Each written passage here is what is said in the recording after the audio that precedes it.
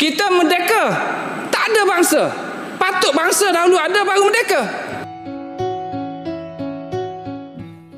Apabila saya cadang supaya kita ada satu bangsa Malaysia, ia bermakna bahawa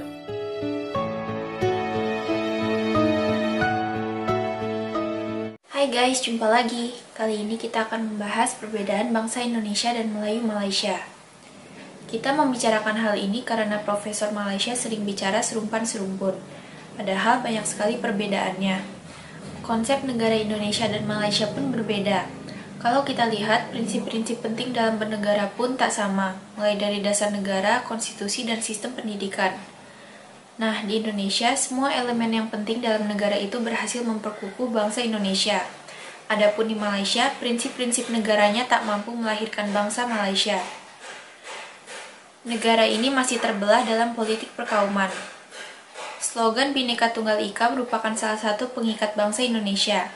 Nah, yang menarik baru-baru ini, Sekjen Perserikatan Bangsa-Bangsa mengutip slogan bangsa Indonesia ini. Yuk kita simak ya videonya.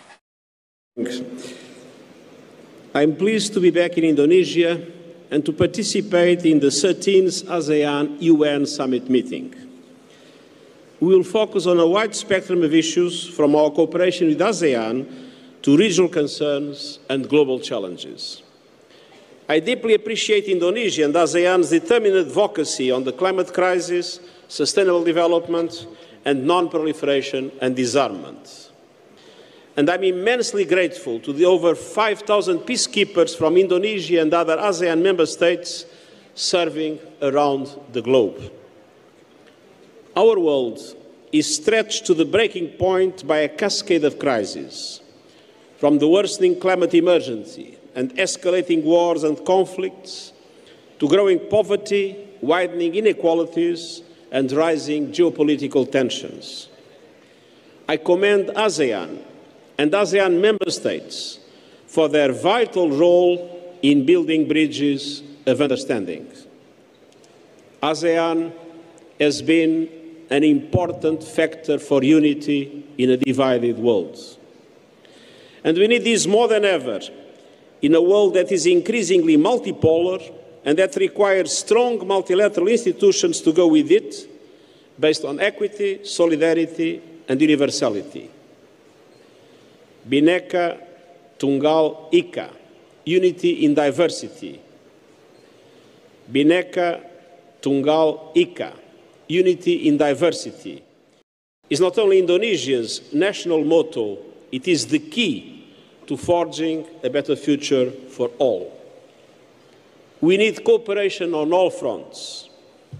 On the peace front, I commend ASEAN's constructive role in working to diffuse tensions from the South China Sea to the Korean Peninsula by prioritizing dialogue and promoting respect for international law.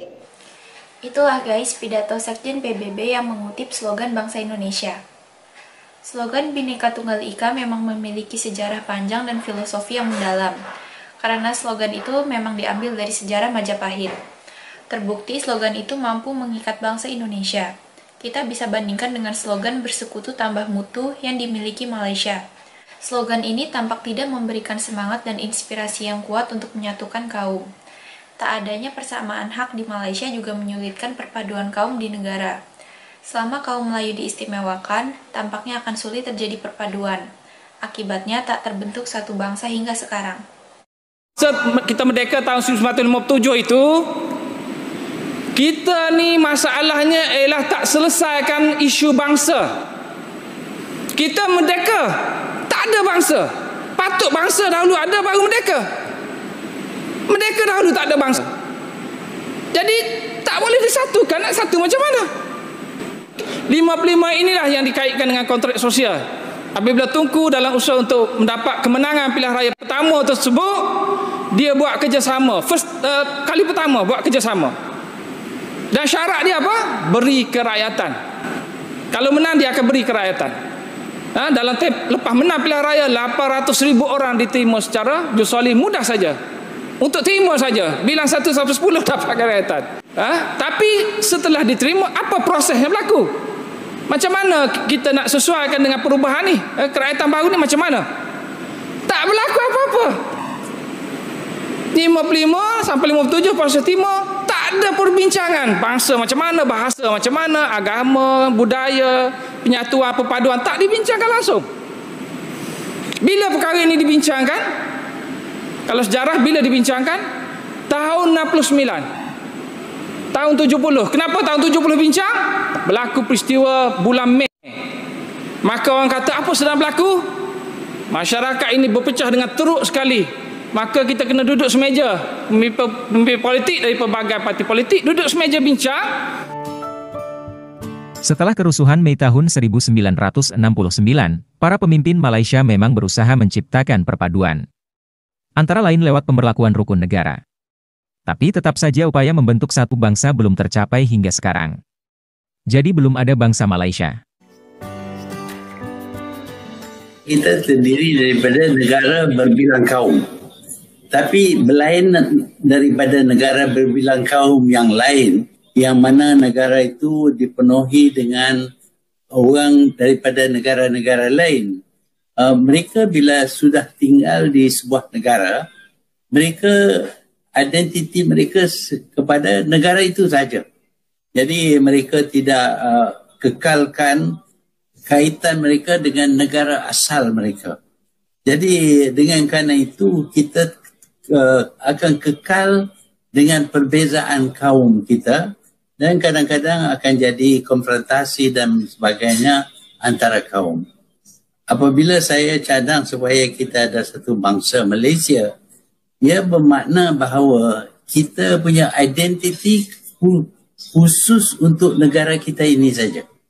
Kita asalnya daripada negara-negara lain, tetapi walaupun kita boleh dalam sejarah kita boleh sebut perkara itu, tapi kita tidak kait diri kita dengan negara lain.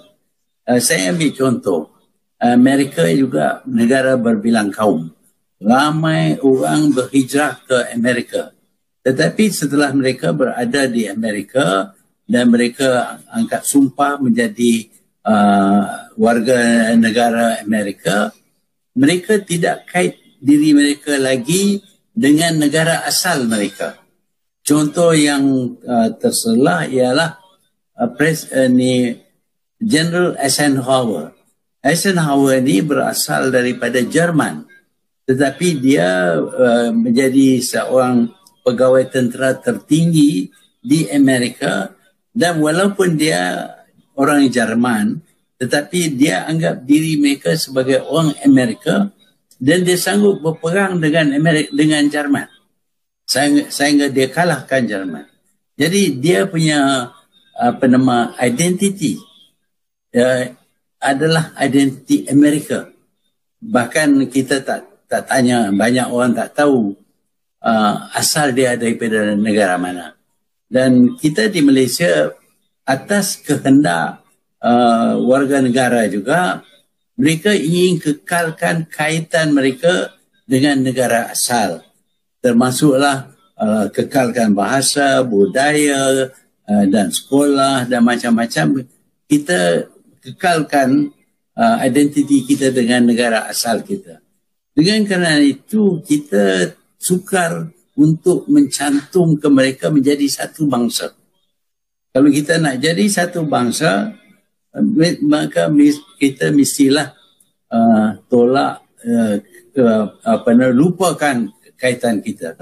Jadi saya harap apabila kita dah lama duduk bersama, kita serapkan budaya-budaya masing-masing jadi budaya Malaysia. Umpamanya sekarang ni orang Melayu pandai pakai chopstick. Dan orang Cina kadang-kadang dia pandai berpantun dalam bahasa Melayu pun. Jadi kita nak supaya kita tentukan apa dianya orang Malaysia. Dan dia mesti serap budaya-budaya lain tapi untuk dijadikan budaya Malaysia, bukan budaya asal.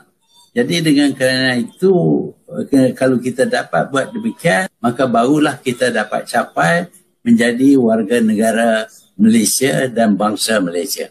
Begitulah guys perbedaan negara Malaysia dan Indonesia.